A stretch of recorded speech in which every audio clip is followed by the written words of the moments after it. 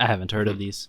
Daniel Kaluuya he's the guy from Get Out. I never saw Get Out. He's in Black Panther also. Queen and Slim is good though. Okay. Yeah. You haven't seen Get Out, but you've seen Queen and Slim? What type of alternate indie boy are you? What the fuck? There you go. There you go.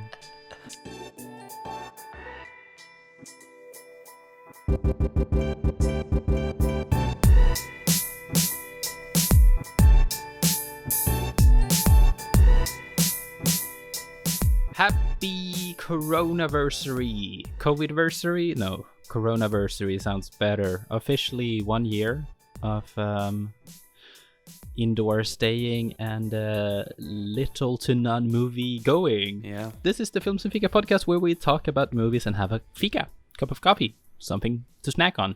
I pretty much already drank off my coffee though, but it's been much needed. Tai. Yes, I am Algot, and I haven't shaved my beard in four days. I think it's been 4 days, so I know what I'm gonna do after this recording session. And here's Mao. Hello. Also known as the Hamburglar, is his alter ego. Do you remember the Hamburglar? Yeah. I thought you were gonna talk about how it's also been a year of us doing this podcast. Oh shit, you're right. Yeah. Dude, it's been a year though. It's been a year. It's crazy. So thank you to everyone who's been listening from the beginning. And if you started listening recently, welcome. We are happy to have you here. And damn, I can't believe it's been a year though. Like, if you really think about it, it was simultaneously the longest year of my life, but also it went by super fast. I was gonna say, like, parts of it are just we've just been droning on and we've been existing through it, but some parts of it have just been we haven't done anything, so there's nothing to remember. Everything that's behind us is just a blur, obviously. So yeah, it's a year. It's been a year. That's all we can say, really. I feel I know a lot of people that feel cheated and they kind of want their year back, but I feel like, I mean, if you haven't had the time to reflect with all this spare time that you have, it's obviously not too late, unfortunately, to sit down and just try and become a better person now when you have the time to actually better yourself. I don't know. I'm trying to be encouraging in these dark times.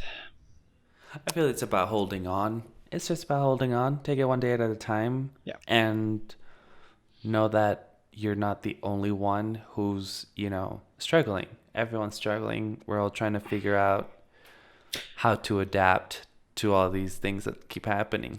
At the same time, on the complete opposite side of that, I feel like most people that I interact with are just so cool about it now. It's just such a nonchalant thing.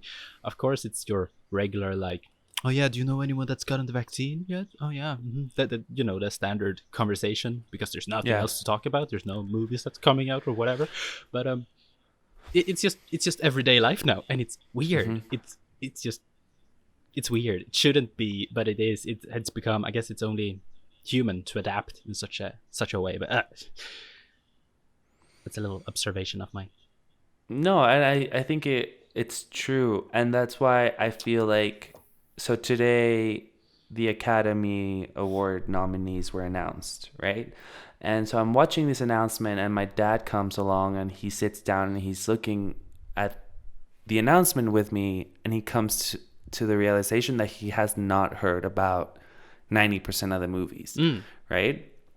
And like, as people, you and I, that live outside of the US, we also haven't heard about many of these movies. Right. Yeah. We've heard about like the really big ones, but because we're on Letterboxd and like subject to them all the time. And there's a lot of ones on Letterboxd, as you said, that we hear about but are unable to see because we're not in America. And I told you before hitting record here that Amazon just arrived to Sweden as a streaming service, for example. It's foreign to us, what is not foreign to all the rest of us. I guess the Netflix nominations and such are more or less international, but still. but still, like the experience of us being like partaking in like a ballot for the Academy Awards, which we've done before, is not something that we really can do right now, because these are movies that we don't even know if they're gonna come to our countries at some point or another, you know. Yeah. Um, And it's very unsure to see if any movies are going to get a theoretical release, even though they are released today. We don't know if they're going to be officially released per se. Today on this episode, we're talking about Ruben Östlund's first Swedish movie, right? it is the first Swedish movie we do, yeah. It's time for some internationalness again. I mean, it's not new, but I guess Downhill came out fairly recently, and that was Yes. interesting with Will Ferrell. Yeah, that was something. I never saw it, but I have no intention of seeing it either. Yeah, no. No, I was happy with seeing Karsten's video on comparing the two and how Yeah. bad it is, essentially. We'll link Karsten's video down below, because he pretty much sums it up really well as to why you should not watch Downhill. Yeah, I'm a little bit excited. It's a Swedish film, finally. Even though Östlund is not one of my personal favorites. Yeah, he's special. He's special. You can say that. Tourist or Force Majeure, a movie with toxic masculinity and relationships that are unstable, to say the least. Cool stuff. Cool stuff. Yeah, looking forward to it. I don't know. I have a lot to say, actually. I'm so happy. I'm fairly researched on him as a director, just from school and all of that. It's one of those, I guess. He's very much, you know, it's a Cannes type of movie. So It is. That it is. And I think, like, we'll get more into it once we start talking about it. But I think my biggest gripe with the movie is that it is such a Cannes film. Yeah. No, like, do you have you seen any other? The Square or? Not from Östlund, no. You and I talked about seeing The Square, but then, you know, you saw it without me, you piece of shit. Son. But pretty much, I haven't seen any of this guy's work. I'm interested though. Like, this left me interested enough to go and check out some of the other stuff. I've heard Play was interesting as well as like yeah, I think most of the times that you and I talk about his work, you don't like his work. I don't. Yeah, like with most Swedish directors, I find I'm like, you always comment on the fact that I speak so highly of them as filmmakers, but I never appreciate their works. I don't know if I'm biased as a Swede or something. Yeah, kind of the same. Yeah, it's always like it's always like this comparison of like, yes, I think they're great filmmakers, but I fucking hate their stuff. Yeah. The only time that you and I have had really like sat down and talked, not positively, but like thoroughly enjoyed or appreciated the fact of sitting down and watching a Swedish movie has been Bergman, really. And even then, we haven't seen all of his work. And even then, the stuff that we have seen, we don't love everything. No, and same thing with Bergman. In very much a similar sense as with Östlund, I'm torn with like they're good pieces, but I'm not sure if I appreciate the filmmaking side of it or something like that. I don't know. Östlund is very. He always does this kind of. He creates these kind of movies that are meant to lead to a conversation, and I can appreciate that, but it also makes for a kind of a lame flick at times, at least when it's Play. I would say maybe don't start with Play. I can't really say. I didn't enjoy it. The Square is a better pick if I could give any advice to you. But yeah, speaking of which, Tourist got, what was it? Audience award, I think, from Cannes. Even more so, The Square got the Palme de Points from the Cannes. Tourist was nominated, Force Majeure. I'm gonna fuck this up a lot of times. Force Majeure got nominated for an Oscar, I believe. The Square, it actually got snubbed, And like when like in 2015, a lot of people thought that this was going to be the movie to win foreign picture at the Oscars, but alas, it did not. The Square though, that one won, or was it only? Chance? It did. I think it was nominated for sure. I don't know if it won, but also no, because it was a Norwegian movie that won that year. I think so. Yeah. It did win Best Film at the Guldbagge Awards. Oh, he always does. That's the Swedish Oscars, basically. I know. I'll say this though, just like as a quick rundown, in case some of the people listening care about the Academy Awards. I know it's kind of like a controversial position to take if you say that you care about the Academy Awards. Personally, I enjoy them as a show.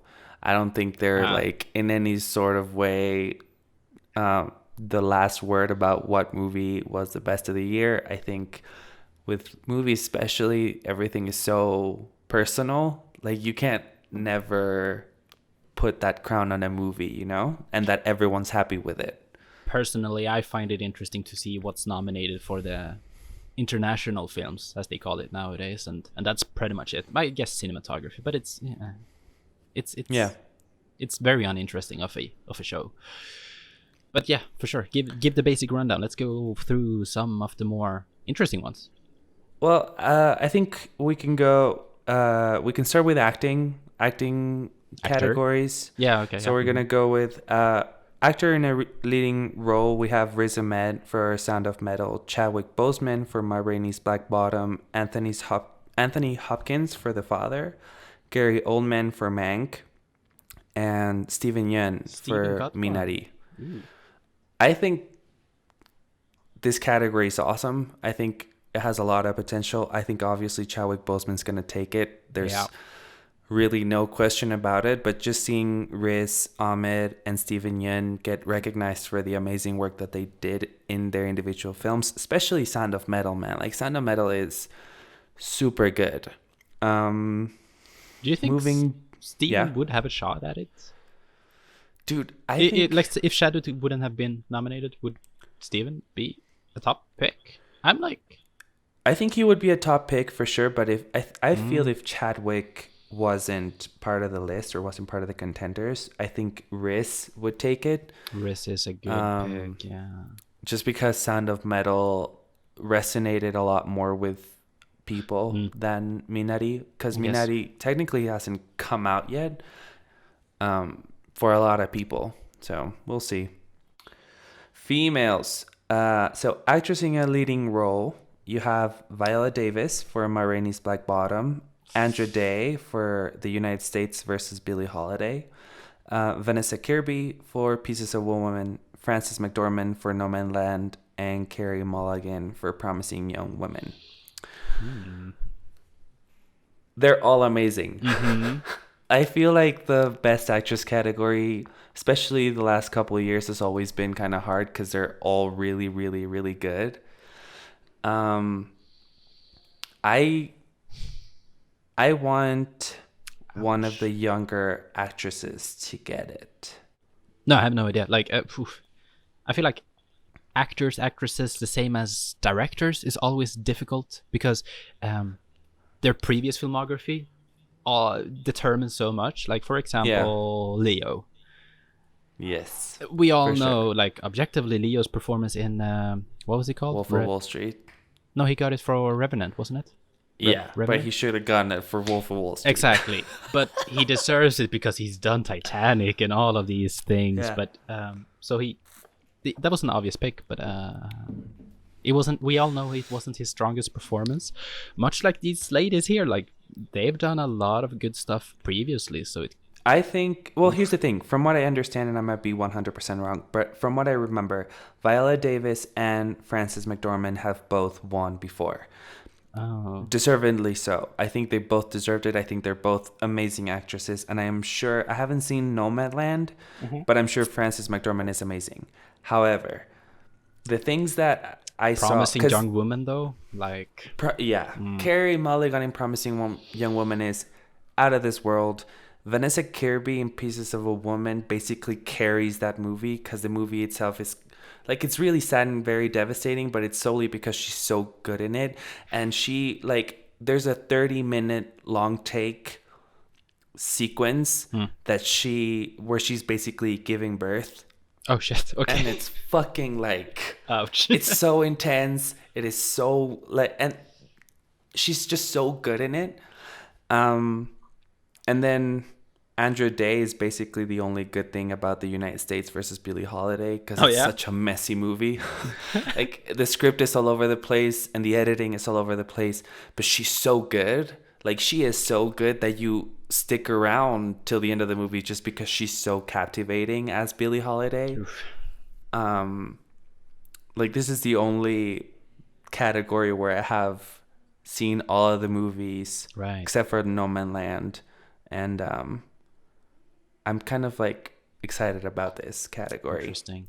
Animated feature film, you have Onward, Over the Moon, a Shaun the Sheep movie, Farmageddon, Soul, and Wolfwalkers. Dude, I want to see Farmageddon so bad, though. Just getting that out of the way. I love the Shaun of the Sheep movies. Like, the show is perfect as it is, but the movies hold up. Soul is gonna get the trophy. The Wolfwalkers, good pick, but I don't think. Was it last year Toy Story got it though? No, last year it wasn't Pixar, was it? Crap. Sorry.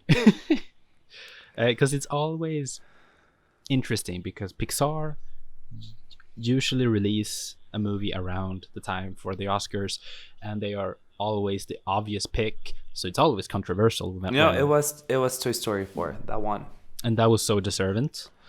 It was, though, like, technically speaking, right? And story wise, Toy Story 4 was out of this world. I'm not saying Klaus wasn't amazing. I think Klaus is a really, really great animated movie. The thing is, Toy Story 4 did things for a lot of us. Yeah. Emotionally, and then for the industry with the technical advancements that it had. Like, it's just, sorry, but it had to take it. And basically, if Klaus would have been up against Soul, I think Klaus would have gotten it. Probably. Yeah. But I also feel like everything is working in Soul's favor because it's a movie about feeling aimless in life. And it came out in a time where a lot of us felt aimless, and it connected with a lot of people in this feeling of like, I don't know what I'm doing, you know? True. Let me see. Cinematography. One of my few favorite ones. I wonder if they're gonna do commercials over it this year again. Probably, right? I haven't heard anything about it. It's so lame. I hate it. But I guess. Difficult pick. We got Judas and the Black Messiah, Sean Bobbitt. We got Mank, Eric Messerschmidt. News of the World, Darius Wolski, Nomadland, Joshua James Richard, and The Trial of Chicago 7 by Fidon Papa Mikkel. Difficult one. The Trial has a good. Nomadland kind of should get it. I don't think they're gonna. He's gonna. I don't think Mank is gonna get it just because it's black and white and people find that boring. Even the. I thought, Don't you think so? With Mank, because here's the thing, Mank, and that's exactly what I was gonna talk about. Mank has the thing that Hollywood likes about movies, and the Oscars love that. Yeah. Even if it's black and white, if it's a movie about Hollywood, if it's a movie about making movies, you have an edge, and this movie has both. It's a movie about making a movie, and it's a movie about Hollywood. And not like fake Hollywood, but like Hollywood as it was, you know, golden age nostalgic studio system. Exactly, yeah. And it is beautiful black and white photography, Algad. Like, it is honestly breathtaking. Okay, I'll watch it then. I don't know. What do you have any bets on cinematography? Well, the thing is, I've only seen 2 of these movies. Yeah. But personally, I think, knowing who I am as a person, I'm pretty sure that when I watch Nomadland, I'm going to fall in love with it. So as of now, I'm gonna bet on that premonition, and I just I really want Nomadland to win a lot of stuff. I think it's a movie that should be talked about. Wait, is Pinocchio released already? Is this what we were talking about? Pinocchio is nominated for costume design. I'm not. I didn't intend to bring up costume design, but It's an Italian version of Pinocchio. It's not the Disney live action. because when I Google it, we get nothing. 2019. Okay, I can see why they got costume. That looks pretty cool, actually. That's Italian.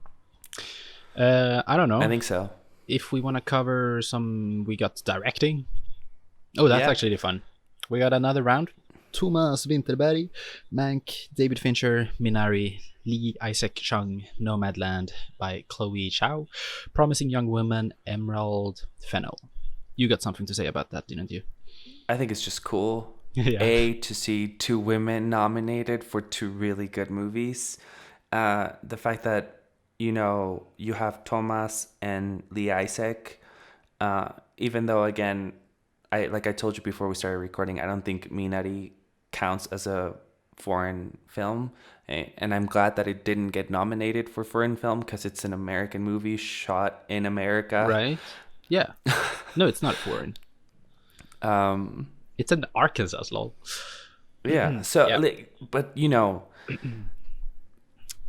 the moment that you tell a story about an American family that doesn't look like your nuclear American family, people get pissed that it's called an American film. But I'm sorry, it's 2021. People in America don't always look like you think an American should look, and that's a good thing. And then Thomas, I love Thomas's work. I think The Hunt was amazing. You and I spoke about it a lot, and I heard that Another Round is really, really good as well. Yeah, I think Mikkelsen is kind of carrying it, as he always does, I guess.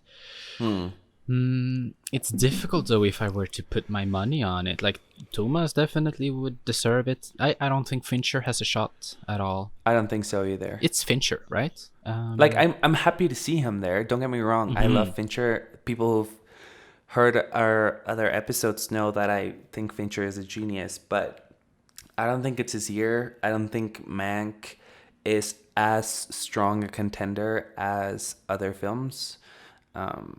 What I wonder is if Promising Young Woman is too indie. I haven't seen it. It looks very indie. She did The Danish Girl. That's her. Okay. And The Crown. I would put my money on Emerald. But do you know what I'm saying? Promising Young Woman looks kind of free-spirited and not very Oscar-like. But maybe that's why it's gonna win. I don't know. I think I was surprised that Promising Young Woman was not nominated for cinematography. Because I've seen that movie twice now. It's a beautiful movie. It's just a bunch of neon, though, isn't it? It's like the colors, it's all very pop, like bold neon colors. But it's so well thought out. And I saw an interview with the director and the DP, and like their process and how everything was like properly thought out. And I think I always think that's a really cool thing. Yeah, okay. That looks pretty good. But the neon color scheme is kind of overdone by this point.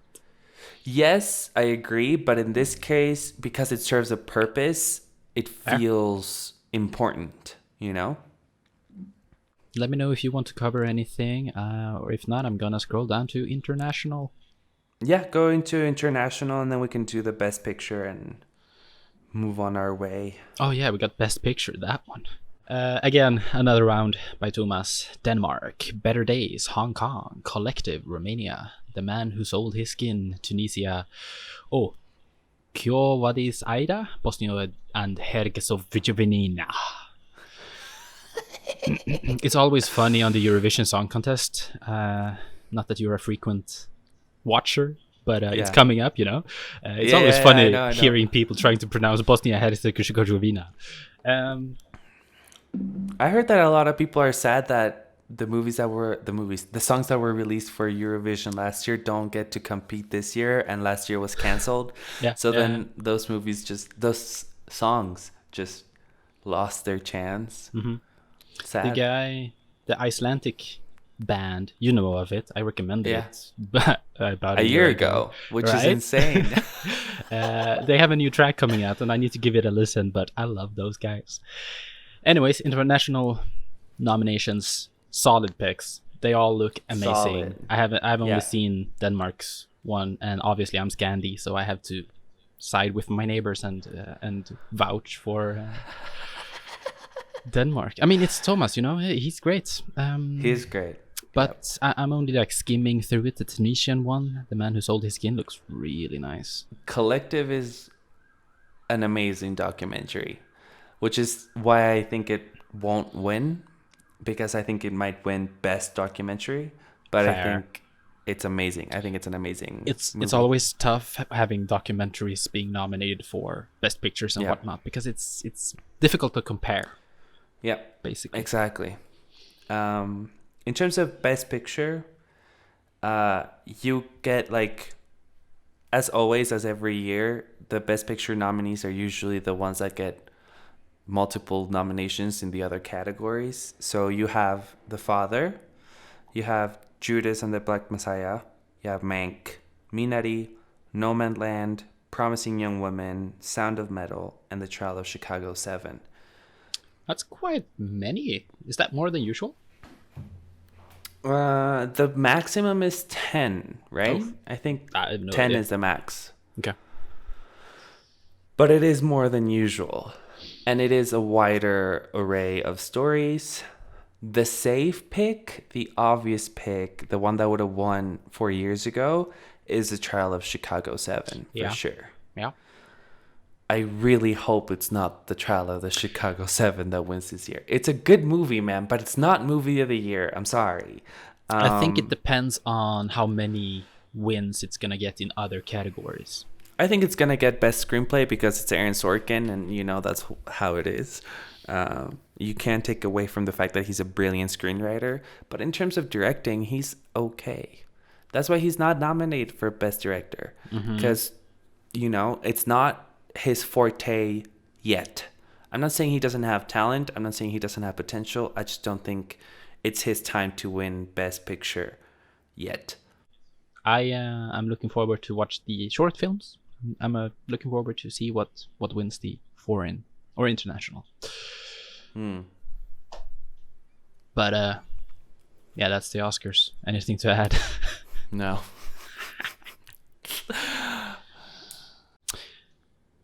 So, random question: if you had to pick, well, I'll put it in this way instead. If you go to a coffee shop, Yeah. I guess you prefer fucking Starbucks and you total pleb, but whatever. If you go to Starbucks and you order a cup of coffee, and you, I don't know, you want a latte. I'm putting stuff in your words. You would never order a latte. I don't know. What's your go-to? Cappuccino? Yours sounds like a cappuccino guy. Actually, like in terms of coffee shops, I either get a latte or I get a London Fog. I like tea. Ooh. Dude, London Fog though, mini rec. I saw a TikTok of a London Fog. Make it just like a London Fog, put a little bit less water, or then make a latte on top of that. Delicious. Oh shit. Delicious. So a London, make a latte, but with some steeped Earl Grey in it. It's amazing.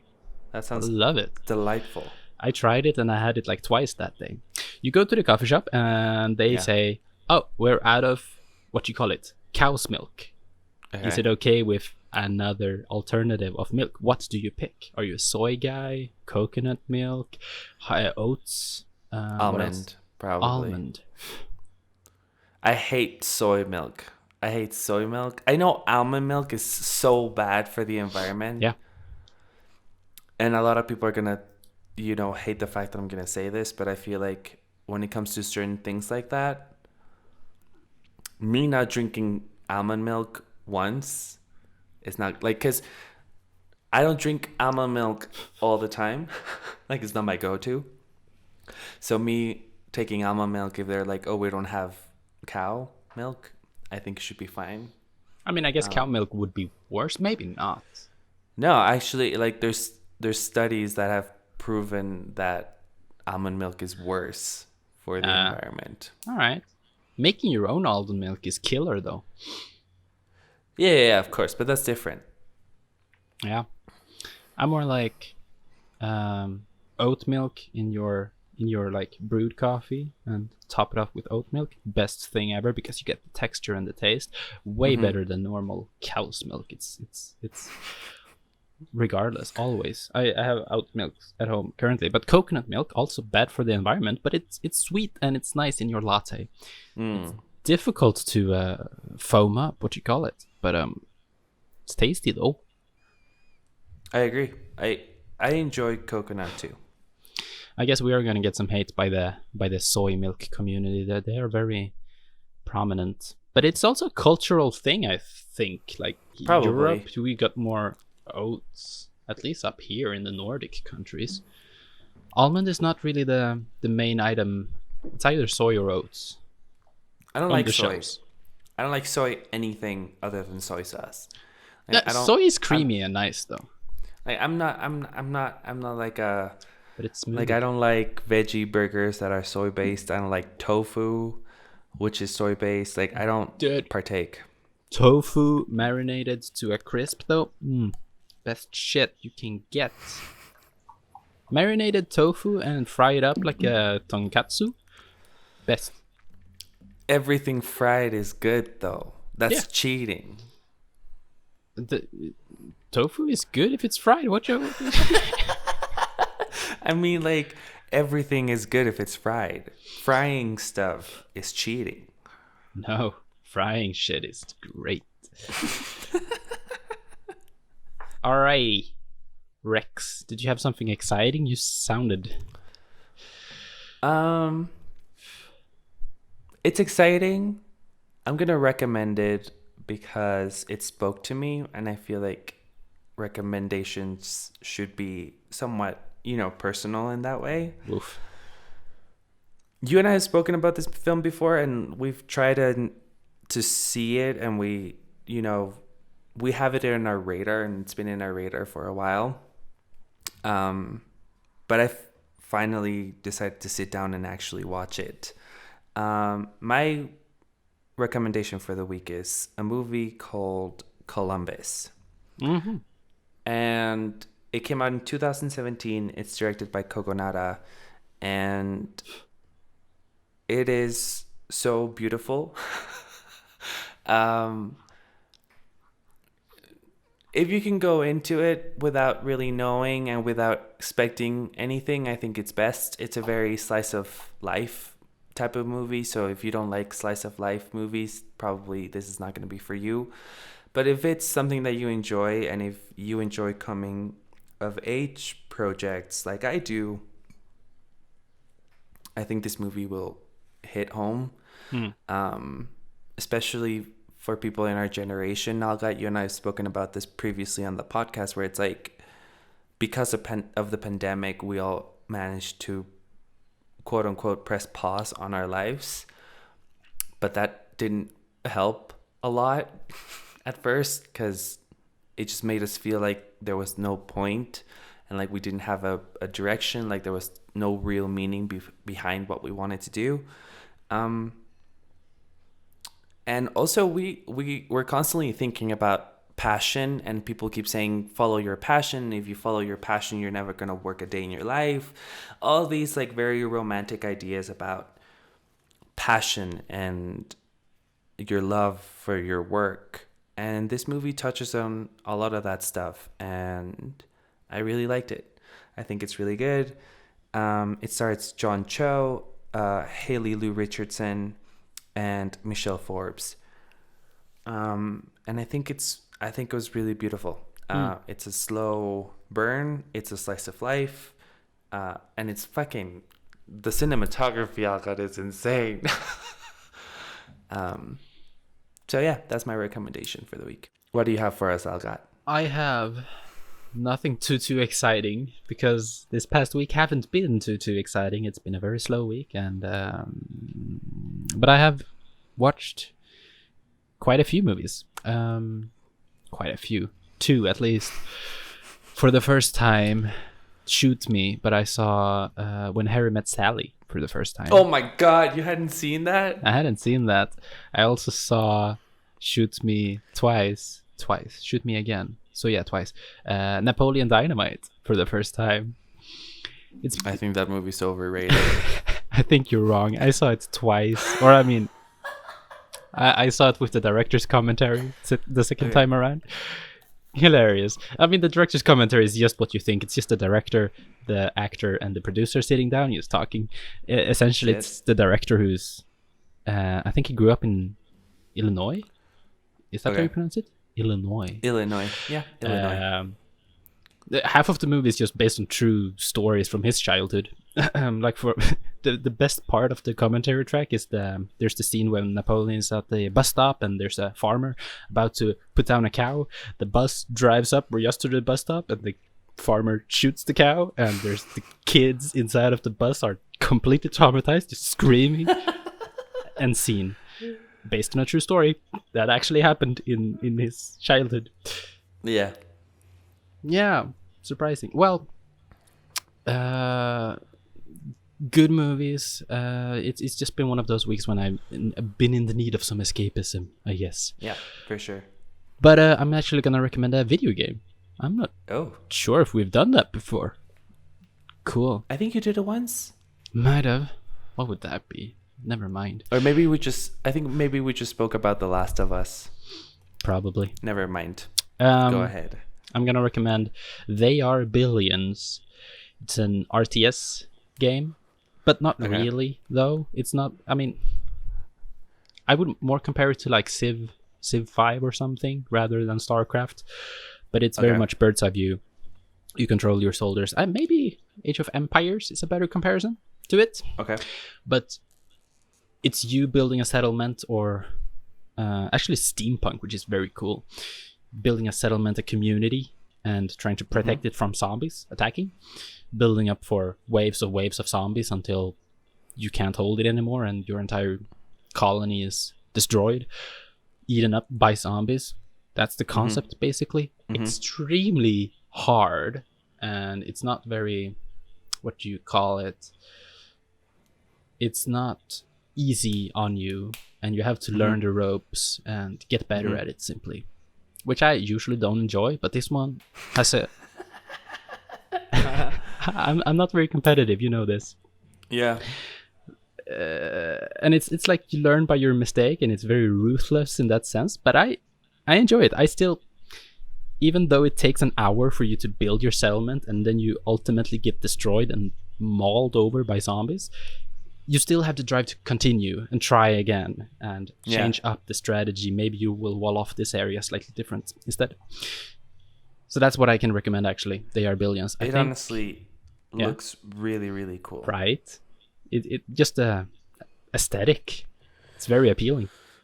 Obviously, with most Steam games, though, it's probably just PC, right? Probably. I think it's also fairly recent-ish. It's been in alpha or early access forever. I think it's only officially been out for maybe half a year or something like that. So maybe it's gonna come. I wouldn't hope for too much. Sorry. Get a PC instead. I don't know. It's only like a gigabyte big, so you could probably boot it up on some old PC that Windows. you have. Yeah, for sure. Maybe. Probably. A rec nonetheless. Lovely rec. Check it Good out. recs. Alrighty. Let's jump into Force Majeure now.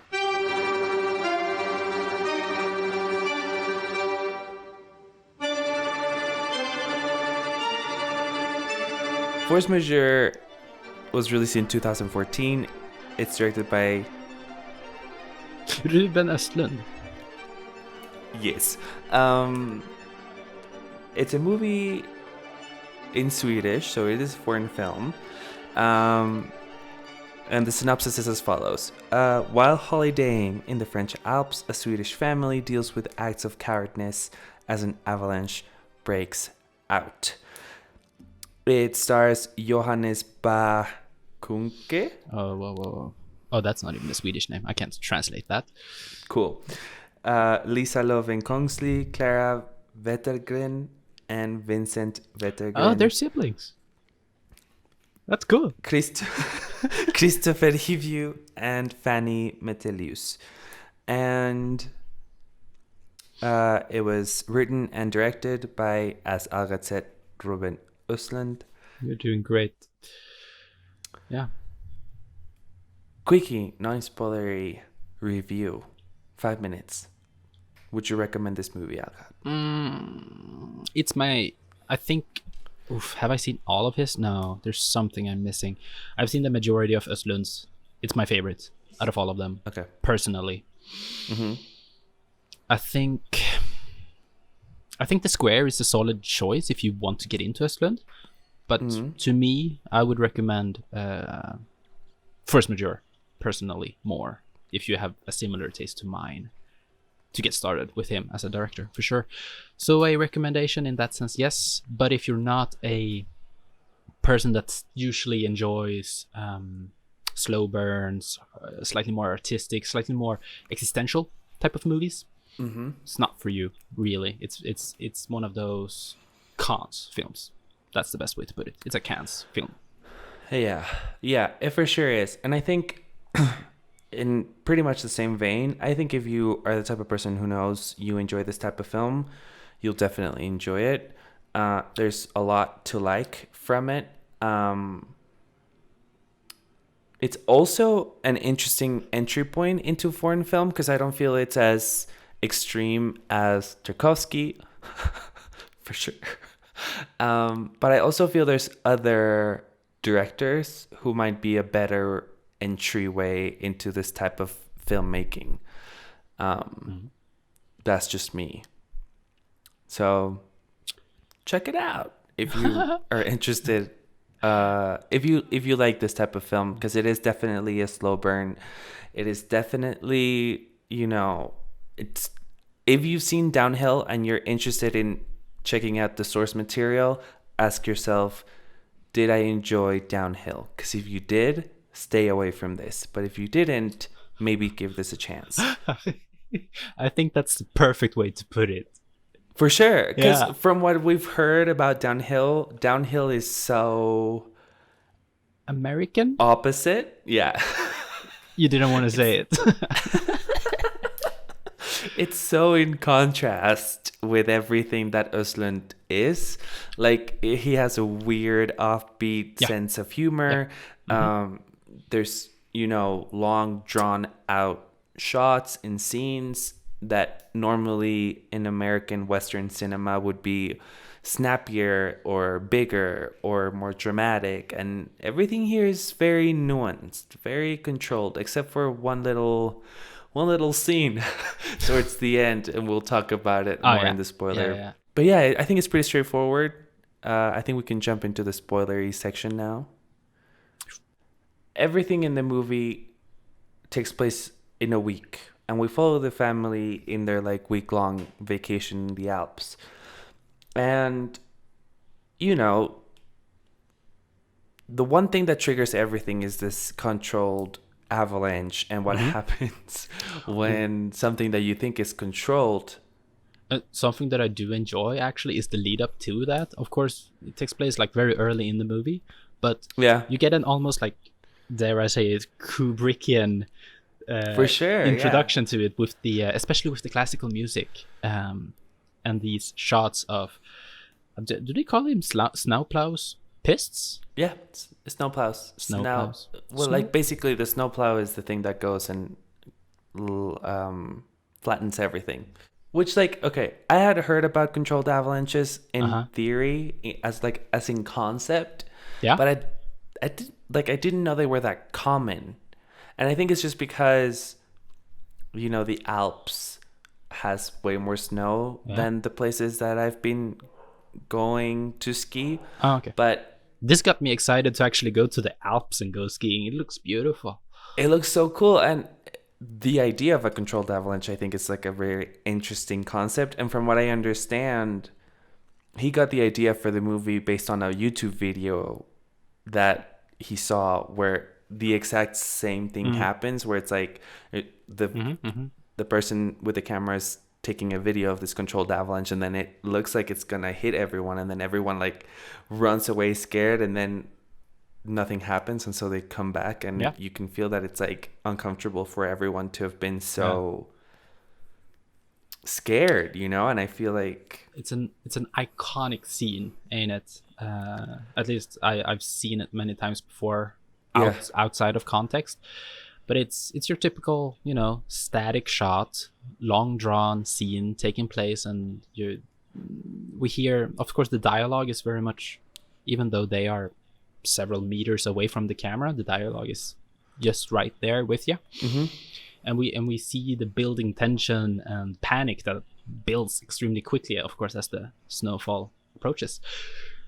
But it's very Östlund to place character just in a position where just place the characters there and explore what would happen in reality, and how do the human dynamic interact with each other. Of course, in this case, the mother is more concerned for the kids in the panic and trying to protect them, and the father just picks up his iPhone and bolts, right? Which is fucking hilarious, by the way. Like, that's what you find hilarious? It was such a, like, it's so well constructed. Like, right? I thoroughly enjoyed how it is, because even with the angle of how it's like how the camera is placed, you also feel that this avalanche is getting unnaturally big for it to be controlled. I mean, of course, like you have minutes of just snowfall post. Yeah. You're like right there with them, and it's like suddenly, obviously, you get the people freaking out and the chaos that comes with it. But then you see this dude, and I think, like, I don't remember exactly, and I would have to see the scene again, but I'm pretty sure he kind of stands out because of the very bright blue color that he's wearing. Yeah.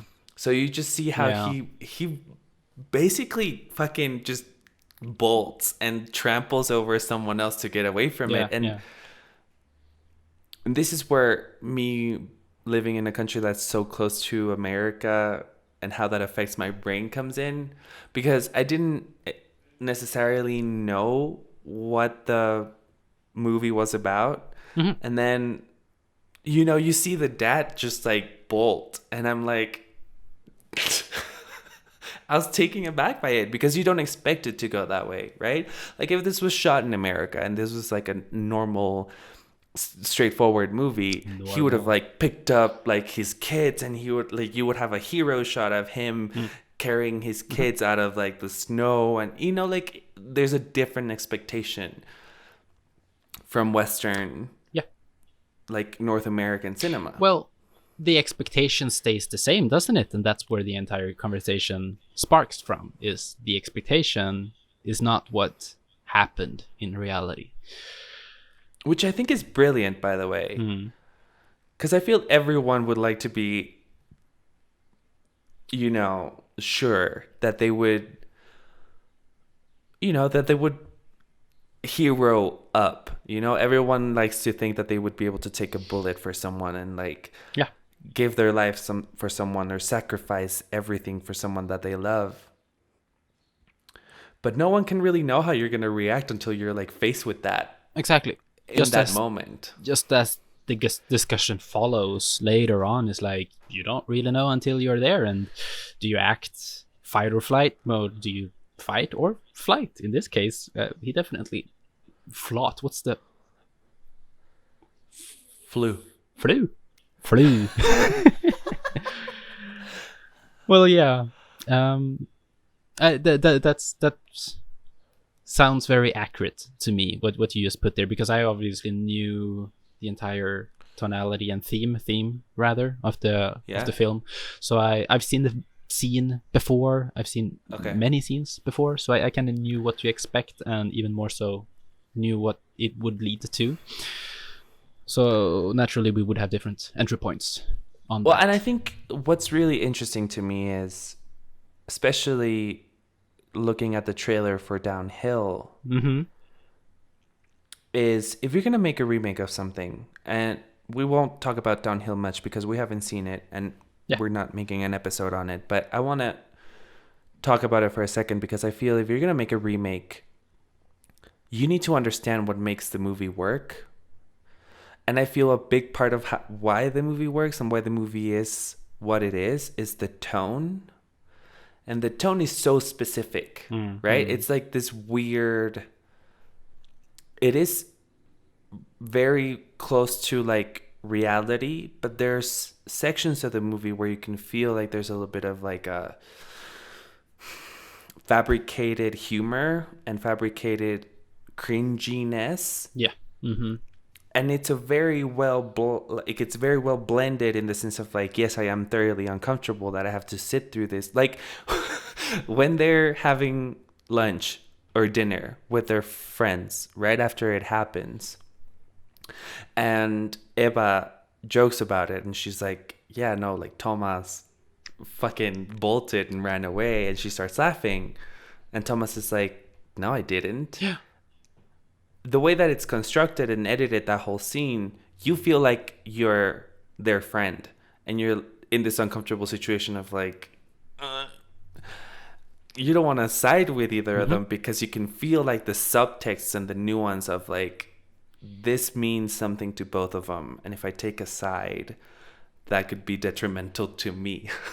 Yeah. You know? And that tension is very much present all the way through. I mean, that tension is always there between our two main characters, and ultimately their relationship kind of lies on it.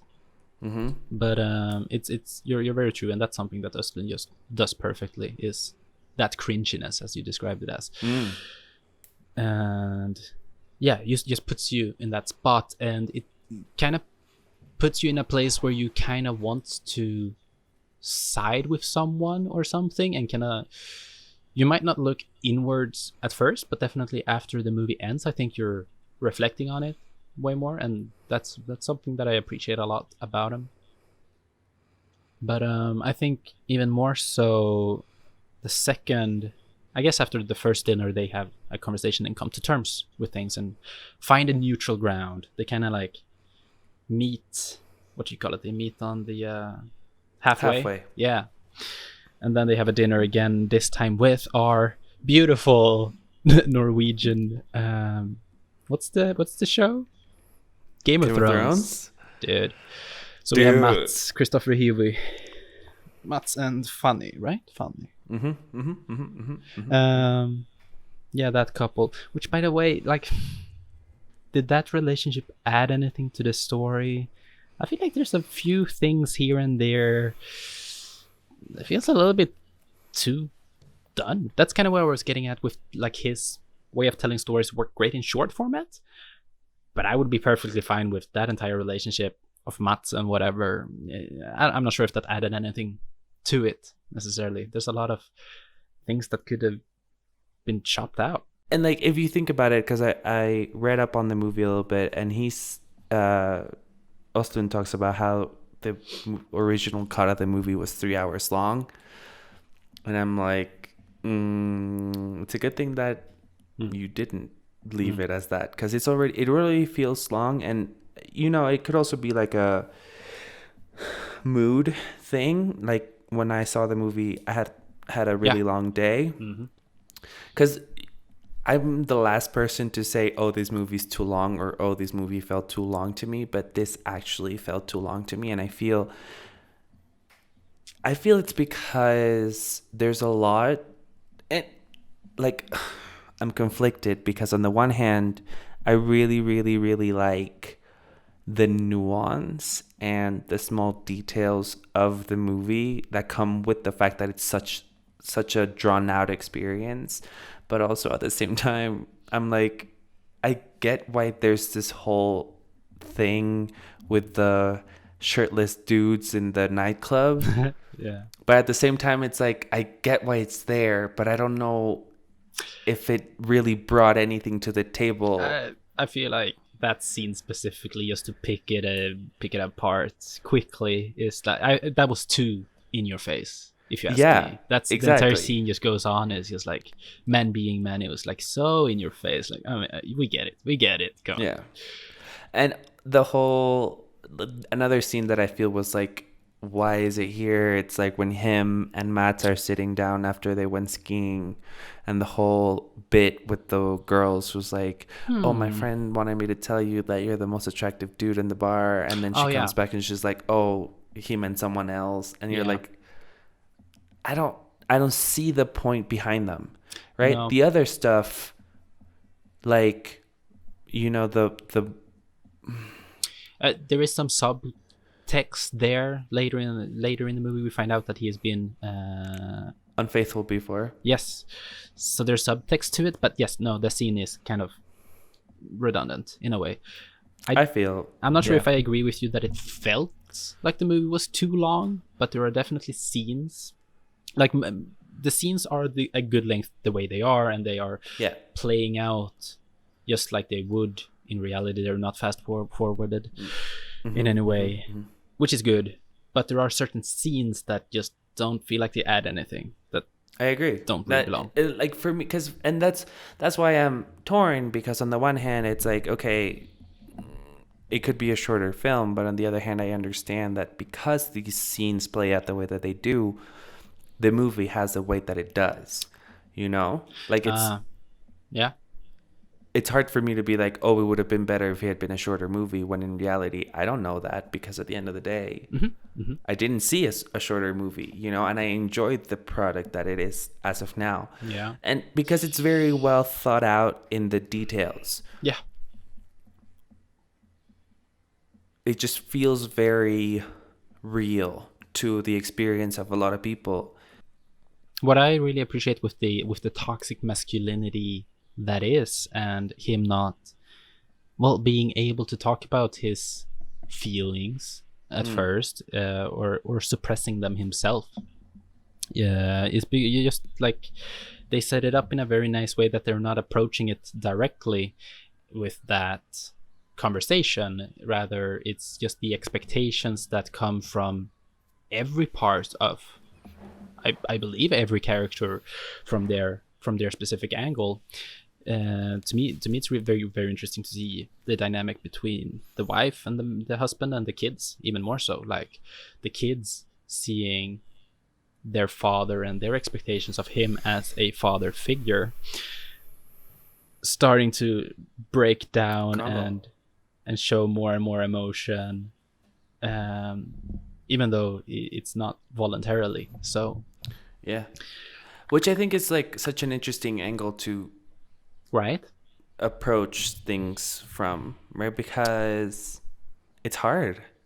It's hard as a child, and not like, I don't mean child as in children. I mean like as in offspring, as like you're the child of your parents. It's hard when you realize that your parents are human beings, and that Exactly. they're not superhuman, and that they're not perfect, flawless people who always do the right thing. That it's such a break in our reality. Yeah. Right?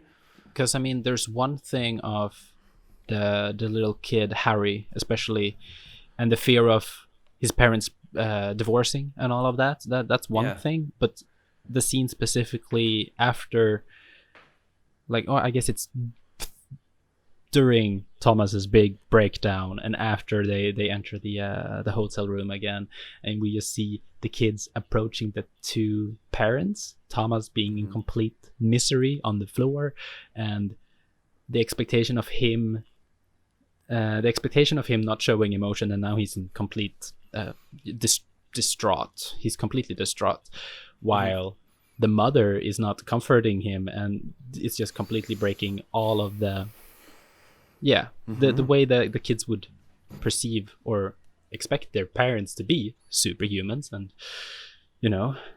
being able to deal with things properly, and that being disheveled. It's my favorite scene, that one. I think specifically with the breakdown, I enjoy that scene because I enjoy what Robert Östlund is trying to make with it, right? Where it's like, it's so over the top, and it is so embarrassing, humiliating, like you said, disheveled, like, I feel like moment for the him. way Johannes kind of plays it out is it's kind of childish. It's just it's almost like a tantrum, right? 100%. And that's exactly what it's trying to be, right? Because I heard that Östlund wanted to focus on not only toxic masculinity, but white toxic masculinity, How so? right? So he talks about how when he's writing the movie, he wanted to make, these characters come from a relatively well off Oh yeah. economical social status, but he wanted Thomas to be white, and he wanted him to be a white dude who's always been kind of like well off economically, because he felt that white men have never been analyzed in media, and that's why there's really no self awareness when it comes to being a white dude. Because as a white dude, you're used to being able to do anything and everything. So for white men, women are a group of people. People of color are a group of people. Like they're separate. I see. And no one's ever been like, "Oi, you're also a very specific group of people, and you also have really specific, behaviors." And one of them being obviously this idea that as a white dude, because he's always been able to do whatever he wants, Yeah. he's never taken a moment to look into himself. And that's why he won't admit to running away up until they're like, "Yo, it's in video, like you can't disprove what you did because you were filming it yourself."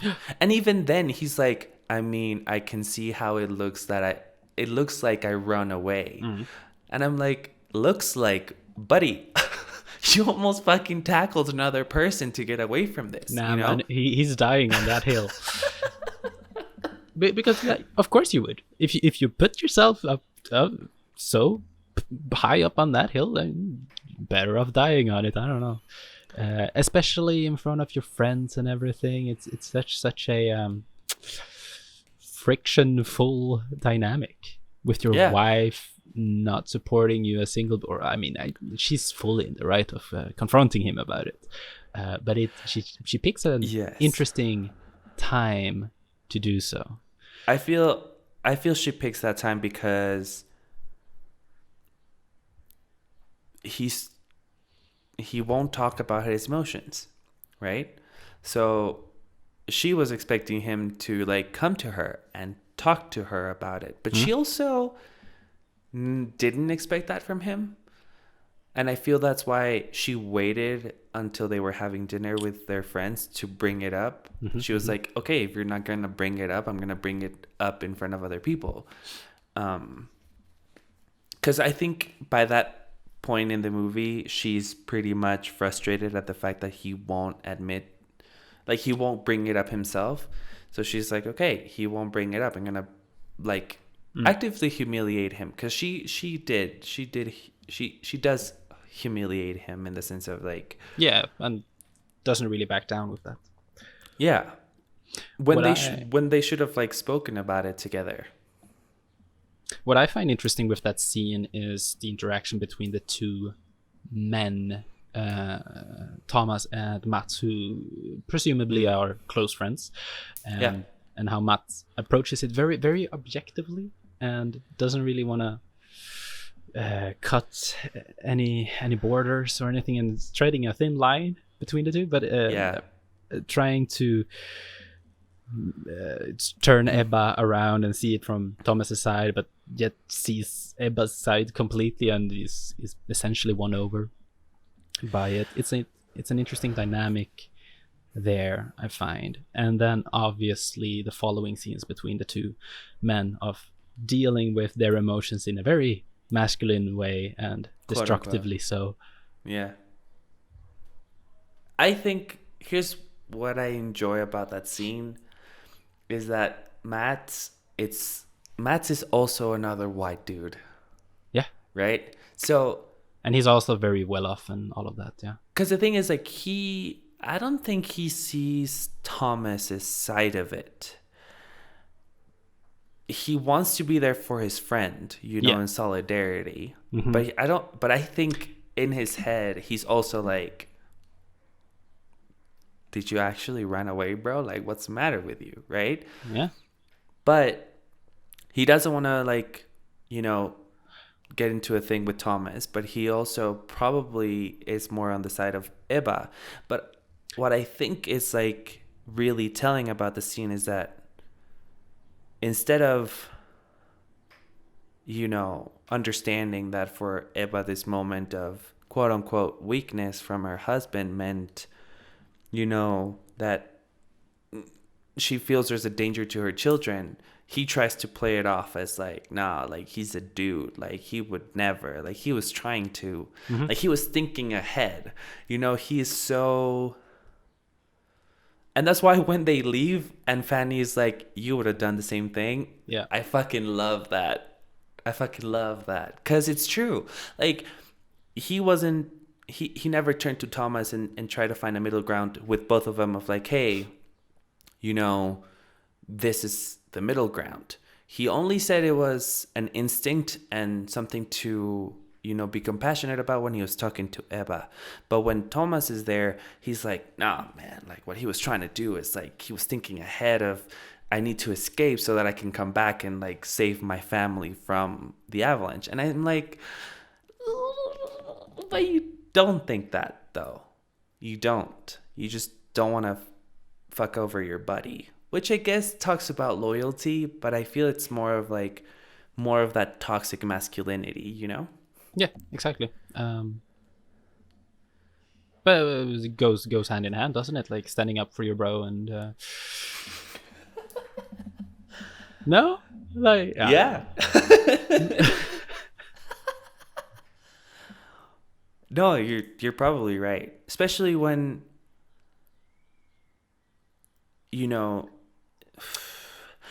I think as bros, we have this weird mentality where it's like standing up for each other is a good thing, but we mostly don't call out each other on our own shit. No, exactly.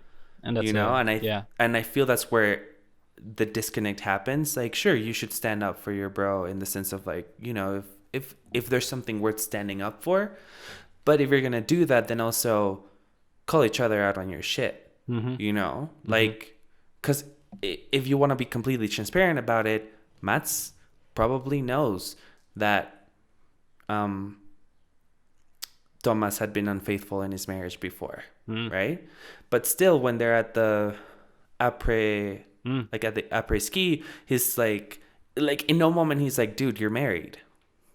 Like, why are you, like, it's never about that. It's always about protecting each other and covering for each other in the wrong way. Yeah, and that's very much where that scene has a place still, where it kind of shows how Mats gets very defensive very instantly and aggressively so, even though we've seen previously him discussing with his partner that he's not that sort of a aggressive type or whatever. It's definitely one of those things, like, check your bro and don't let him do stupid shit. But we both know that it's against the norm to do those things, even though we all know that we should. And acknowledging it and calling it out is just basically non-existent in that world. And I feel it's because we take things so personally, like, Matt's fucking latches onto the idea that Fanny's like, oh, you would have done the same thing, yada yada yada yada. Yeah. But he fixates on that not because he feels attacked, but because he feels he was questioned as a man. Yeah. Because it's like, because first of all, Fanny has a fucking point, right? Like, you're out here skiing with a 20-year-old when you're presumably upwards of 35, right? But you're here with me, a 20-year-old, when your ex-wife is the one taking care of the kids and everything, but you supposedly are, willing to do everything for your kids. But if that's the case, then why am I here and not them? Yeah. She has the perfect argument and he's completely discarding it. It's kind of a cool dialogue that they have. Mm-hmm. I think we should give a shout out to Fredrik Wenzel, who is the cinematographer. Yeah, no, for sure. There is one very memorable shot, actually, that's reoccurring. And I tried to analyze and break it down, but I kind of gave up because, mood point, I guess. It's beautiful. It's the bathroom shot. There's a mirror. There's almost the entire wall is a mirror. If that makes sense to someone who don't remember what it looks like. But obviously, shooting a mirror dead on, wide angle, it's difficult because the camera is gonna show. There's no sign of a camera. The actors pass in front of the camera and everything, and I assume it's visually removed in post, but it's very nicely done. So, and it's probably just the lens peeking through a hole. There might be some film trickery involved. It's cool. It's a good shot. I think it's too. A good shot, yeah. And it works very well. Seeing as the movie progresses, we get to that consistently. The entire family brushing their teeth together. Right before the big fight, you see the tension. Right after the fight, we see Thomas just calling out like it's a nice shot. I think very nice shot. You kind of like nailed it because they have to share the bathroom, right? Like they all have to share the bathroom, so it's like it's this moment where like they're forced into cohabitating with each other, even though, like you said, like even though they just had a fight, or even though they are about to have a fight, they have to in that moment be in the same space and share it. I think I have a question, a cultural question. Okay. Are electrical toothbrushes like a huge common thing in Europe? Aren't they everywhere else? What? Like, sure, I've seen electrical toothbrushes, and I get it. I get that they exist. What? But it's the first time that I see a whole family using them. I don't know. What the fuck? I don't know. Don't you have one? No, not an electrical toothbrush. No. Do you have one? I have both, depending on my mood. I'm like, do I want to use my electrical toothbrush or my manual toothbrush tonight? That's a more common thing than not, I would say. Even the entire family, yeah. It works very well in probably the last scene in the bathroom, though, when Thomas is visually upset at his wife, and he puts down the toothbrush and it's still vibrating. It's a cool detail, but it works. It's cool. Yeah, I think. Yeah. Like I said, it might have been a mood thing. Because, I was tired, and usually I'm all for the artsy-fartsy movies. But really, my biggest gripe is that there were multiple times where I was like, okay, how long is left in this movie, The few scenes that doesn't work with me are the latter scenes. All of them, actually. Yeah. I forget what happens directly before. Maybe you can remind me, but they go up to the top where it's misty as fuck. Yeah. They're gonna decide to ski down this hill as a family, even though the conditions aren't ideal. If I remember correctly, the entire conversation of his expressions himself have kind of gotten relieved a little bit. At least between their relationship, it's not as much tension. Do I remember it correctly? And then there's less tension, and I'll tell you what I think about it after you're done. But yeah, go ahead. And then they ski down the slope, and Ebba, the mother, is lost somewhere in the mist. The father his two son and daughter standing there calling her. She's screaming for help. Thomas running uphill to save her. And it's like, up until this point, we've been building on the deconstructing masculinity and all of the toxicity and all of the negative aspects of and expectations of being a man. As you put it in the beginning, in some way, kind of commenting on Downhill, the American or Hollywood picture that we have of a man carrying the woman through the relationship and everything, you know, the stereotypical image. And that's literally what we're getting, right? You're flipping the entire conversation on its head. And I was like, what? Okay, what are you doing right now? You gotta take this back somehow.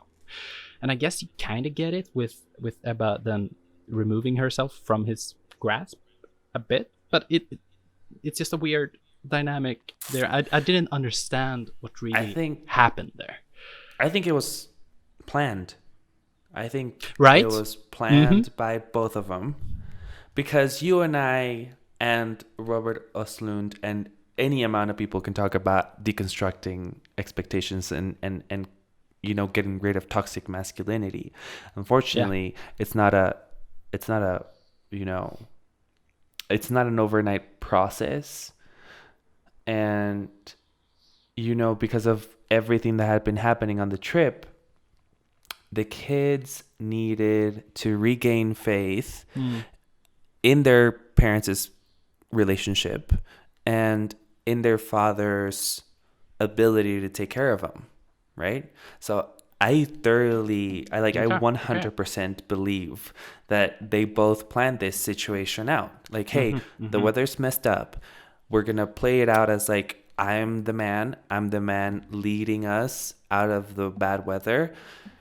And then I'm going to go rescue you. And then, you know, I'm going to like reaffirm my place and kind of like give them the security. Because, you know, it's also like as children, because they're exposed to this expectation and this, you know, preconceived idea of what a father should be. You can't just like take that away from them. You know, so good or bad, you can't do that. So I really do believe that moment, it's like we need to reestablish our roles for our children so that they believe that we're stable. Whomever's, whatever grammar is, whose ever idea it would have been, I would probably believe it would be Thomas that was trying to win some points back. Because of course we see Ebba is completely fine going back uphill to grab her skis, which is right, such a like fuck. Yeah, and that's kind of, it threw me off because to me it wasn't right, like clear enough. It was a possibility to me what you just see as the thing. So I guess, but I feel like they could have. As a filmmaker, you know, it could have been more direct if that is the narrative. It's funny because I think it would have been, if not both their idea, I would think it was Ebba's, actually. Yeah, because she seems very protective about all of it, and frankly embarrassed by the way Thomas has been reacting. I don't know. That scene is whatever, but What the fuck is up with the bus though? Like, I don't know, because I honestly thought they were gonna fucking die. Oh really? Because during quarantine I saw this other movie. I'm not gonna tell you the name because I'm about to spoil the fuck out of it. But basically, it's a very like comedy, light, really cool movie, and it ends with a car crash that kills one of the two main characters, and it comes so out of nowhere, and you're just like, wait, is that really the actual end? Okay. And I was like, it'd be kind of insane if they go through this journey of like self-betterment, and now they're supposedly in a better place as a couple, and then they die. And that's pretty much what I felt about this ending, eh? It's weird because because what does it leave us with, right? In terms of like, because what we see is that Ebba's the one that freaks out this time. And she's like, fucking let me get out of this bus. And she's never like, hey, come here Vera, and let's get out of the bus. She's like, let me out of the bus, and she's like, jumping. Yeah. So I Point. don't know if it's like a redeeming situation for Thomas, in which case the whole movie becomes moot. Mm-hmm. If you need to redeem him as a man, then what's the point of making a movie about toxic masculinity? That's the impression that I got, and which is not uncommon for Östlund's movies. Again, it is very much just here's a few moments, and here's how it plays out, and that's that. There's not much character development necessarily. As with this one, I feel like the last scene with the bus and everything kind of brings it back to the square one. We got them exactly where we started, literally with the first scene of him being the carrying man of the family, and them two literally walking miles away from each other with the kids in the middle. Weird, because like, I mean, I guess it could be a commentary on how people might say they'll change and they just go back, or like there could be a reason behind it, and there probably is, but it feels a little bit unsatisfactory. It's like I never expected there to be much growth with it. I expected there to be commentary about it, and we do get that. But there's no conclusion either. It feels like one of those screenwriting cliches where you create this whole movie and then you end it with, and he wakes up, it was all a dream. And it's like, fuck you. Fuck you, because I was just like in this thing for 2 hours, because the fucking movie's 2 hours. And then you're telling me it's like back to square one, and I understand it. I understand that it's probably like a social commentary on the fact that things don't change or aren't changing. But I don't know. And even more so, we have Mats and Fanny. Yeah, Fanny, his partner. They're essentially broken up, seemingly, and I didn't really follow that. I didn't really care for the relationship either. And we got Thomas just grabbing a smoke, asserting dominance, I guess. And the poor bus driver, man. Dude, but he shouldn't be fucking driving. No. I'm sorry. But like, if you're not comfortable driving in those like, very perilous because I've been there, man. You and I drove around Norway, Sweden, which I know is not the Alps, don't worry about it. But what I'm trying to get at is like, I understand how nerve-wracking it is to go on these roads with so many curves and uphill and downhill and all this crap. Don't do it if you don't know how to do it. Especially if you have like 30 people, 30 people's lives on the line, man. But he was clearly so stressed when Ebba is just going up to him like, open the door, and he turns on the wipers. I felt bad for him. I felt really bad for him. Fair. I think this movie works on various levels, but I also feel, and this is just my impression of one movie and some interviews, I think he is a little bit, he thinks he's a little bit deeper of a filmmaker than he actually is. Is he though? Because it's the perfect Cannes films. Oh, that's what I mean, right? Like, he hits the mark in that regard, but I also think, we've seen movies that are maybe less accessible, but that I feel are way more powerful. Know what I'm saying? Yeah. It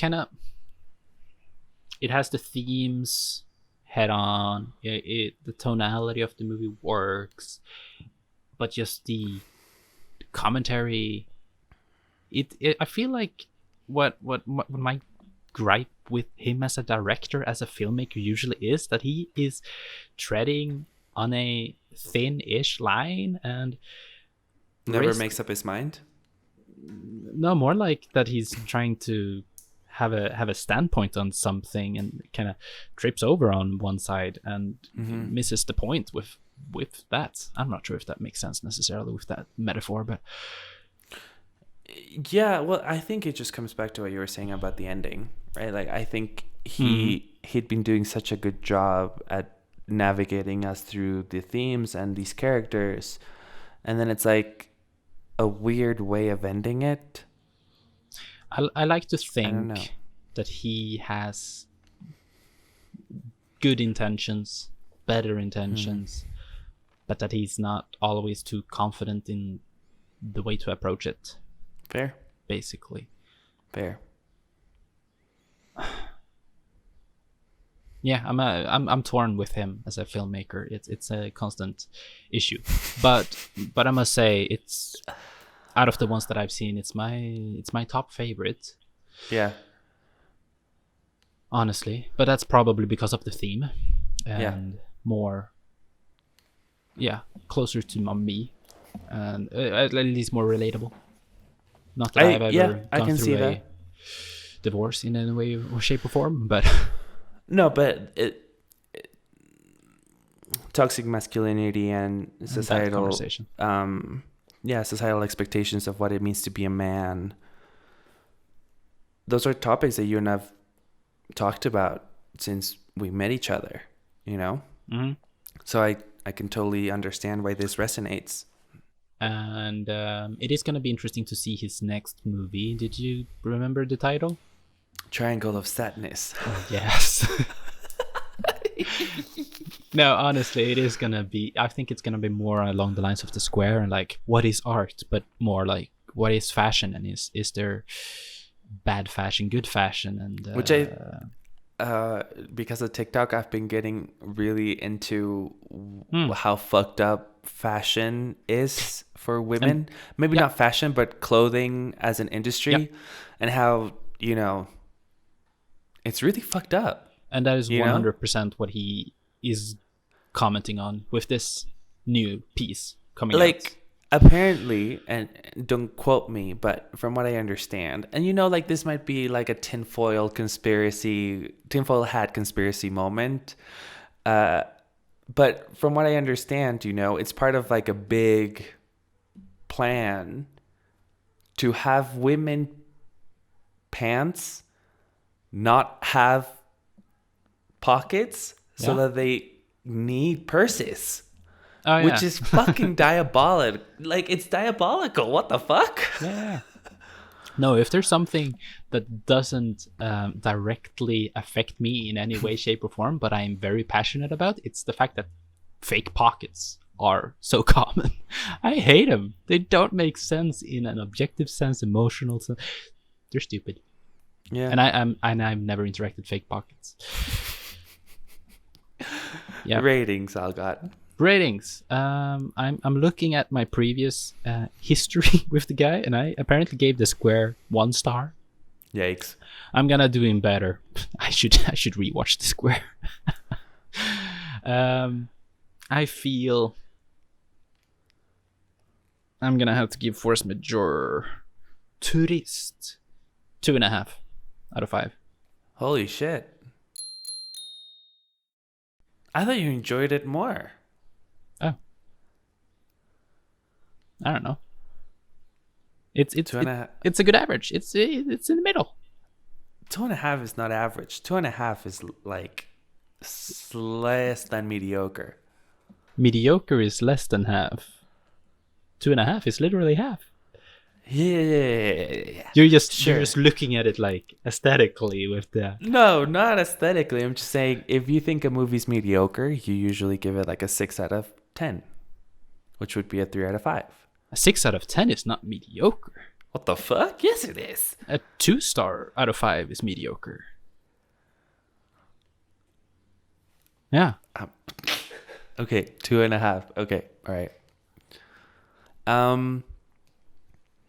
I think it's really well acted, and I think it's really well, put together, and I really enjoyed it. Because of the mood that I was in, I probably didn't enjoy it as much as I would have otherwise. But because that's the only frame of reference that I have, I will say Force Majeure gets 3.5 out of 5 stars for me, with the possibility of maybe it going up. But for now, 3.5. I felt it was long. I felt there were unnecessary scenes, and the ending did leave me kind of like, but then what was the point? I'm gonna rip you off there and say yes, with reserved rights of it increasing later on, it might become a 3 out of 5 star, but I don't see it being much more. You know? Yeah. 2.5 for now, but maybe 3 in the future if I'm sitting on it a little longer.